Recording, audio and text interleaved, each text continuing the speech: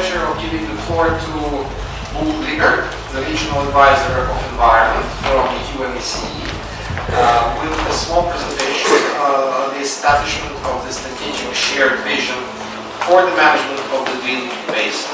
10 minutes, please. Yeah, I won't use them. Thank you. I see that other people have more important things basically to say, so I will be very brief on this issue. This is also sort of looking back a little bit what has happened, and for those that were not directly involved, and for those that, like me, tend to forget what has happened, I'd like to make a little bit of an update. As many of you know, the Transboundary cooperation on the different lakes in the Drin Basin have been developed at an early stage, but when we started this process in 2008, there was basically nothing on the whole basin level that could sort of bring the forces together to develop a broader sense of community in the basin. So the development of the strategic shared vision essentially started in 2009.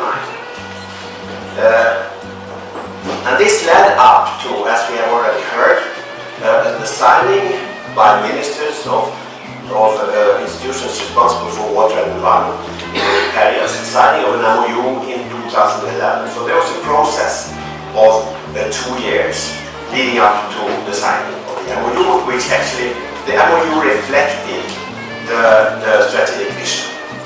This process was supported by the Swedish EPA, implemented by Global Water Partnership in the Mediterranean, with the support also from UNEC. This process was a fairly focused process, and it consisted of some components. One component was the development of a situation analysis.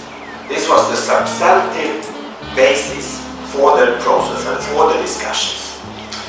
The whole process was led by the Drin core group. It was really the core of the process, with representatives of these agencies plus the agencies, UNEC, Global Water Partnership, and the joint bodies from the lakes. So this was the sort of basically this will also continue to be the steering group of the GEF project that we're initiating today.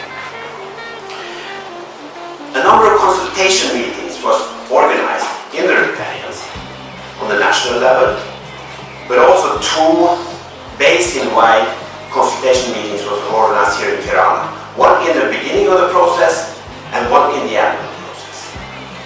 And during all of these meetings, the situation analysis provided the basis for reactions from different stakeholders, a very broad set of stakeholders. And the MOU signed in 2011 that represents the shared vision. And I'll just read to you a sort of core sentence or a core article out of the shared vision. The parties commit to promote joint action for the coordinated, integrated management of the shared water resources in the Drin Basin as a means to safeguard and restore to the extent possible the ecosystems and the services they provide, and to promote sustainable development across the Drin Basin. But what was interesting, and what was something that we didn't expect actually from the beginning, was that the MOU provides more than principles. It also provides an institutional framework for the development of the cooperation. It also provides some priorities, short-term, medium-term, and long-term for the activities. And we are now in a very good situation that there is funding from GEF in a relatively considerable well-funded project. We have the MOU as a political basis for action. So the hope is that we could provide the project-related actions with the political underpinning to make what we're planning to do very efficient. As to the institutional setting and as to the priority setting of the MOU, that will be the next presentations in this session. So this is all I wanted to say about the background.